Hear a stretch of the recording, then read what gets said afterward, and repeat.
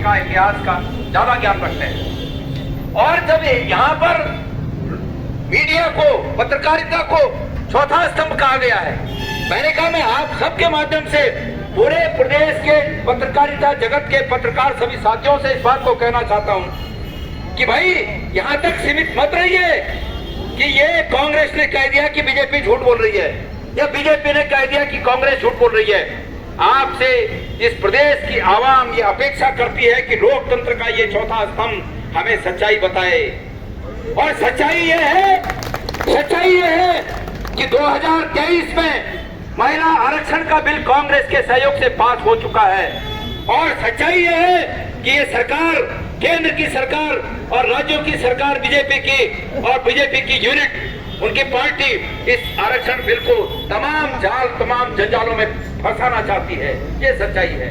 और इसलिए नहीं है ये सच्चाई कि गणेश कोतियाल बोल रहा है, ये इसलिए सच्चाई है कि अगर गहन अध्ययन के बाद तटस्थ भाव से पत्रकारिता के धर्म का निर्वहन करते हुए अगर जो भी मीडिया हाउस उस धर्म का निर्वहन करेगा, निश्चित रूप में उसकी जुबान पर, उसकी कलम पर, उसके चैनल पर ये बात आएगी कि कांग्रेस चाहती है कि महिला आरक्षण बिल लागू हो, लेकिन बीजेपी की सरकारें इसको फंसाने का काम कर रही है। लेकिन मेरे साथियों, इस बात के लिए भी जिगरा चाहिए और खास करके ये काम करने के लिए जिगरा इसलिए चाहिए कि ये देश कहने के लिए लोकतंत्र की सरकार यहाँ है, लेकिन वास्तविक रूप में एक नई तरह की तानाशाही का लोकतंत्र आज इस देश में हावी है।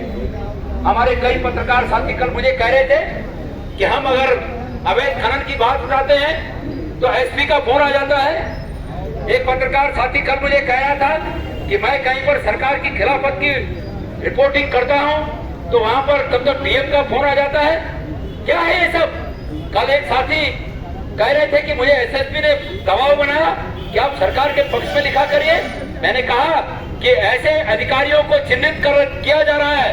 मैं कांग्रेस के कार्यकर्ताओं से आह्वान यह भी करना चाहता हूं कि एक एक ऐसे अधिकारी को चिन्हित किया जाए। आप लोग लिस्ट बनाइए, जो अधिकारी इस प्रकार के राजनीतिक कामों में लगे हुए हैं उन अधिकारियों को भी उनके काम को दिखाया जाएगा कि तुम्हारा काम ये है, उनको काम करना सिखाया जाएगा।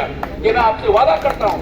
यहाँ के एक अधिकारी एसएसपी यहाँ के, अरे भाई जिस दिन आप पास आउट होते हो भारतीय प्रशासनिक सेवा में, पुलिस सेवा में, जिस दिन आप जाते हो उस दिन आप संकल्प करते हो कि मैं भारत के संविधान के प्रति निष्ठावान रहूंगा, और आपकी निष्ठा बीजेपी की सरकार के साथ हो जाती है, किसी राजनीतिक आका के साथ हो जाती है। क्या इसको स्वीकार कर लिया जाएगा? ये लोकतंत्र में स्वीकार नहीं किया जाएगा। भारत के संविधान में ये प्रावधान है कि एक व्यक्ति जो सांसद लड़ना चाहता है, जो विधायक लड़ना चाहता है, जो भारत का राष्ट्रपति का चुनाव लड़ना चाहता है, उसके लिए कोई अर्हता इस रूप में नहीं है कि वो आईएएस पढ़ा हो।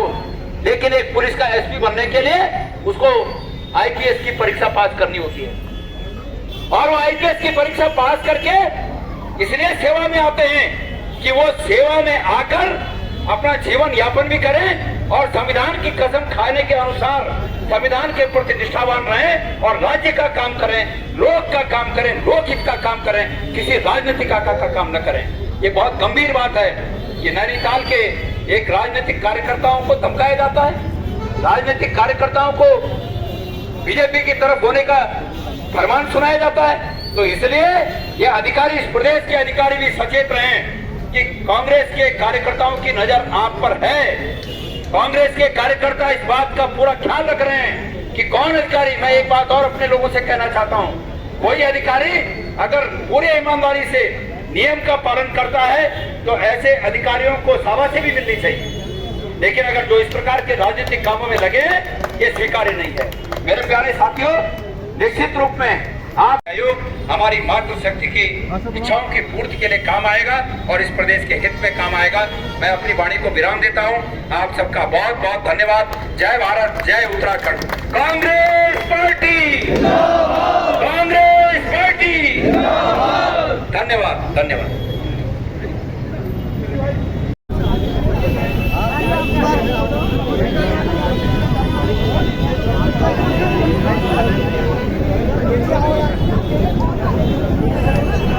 Yeah.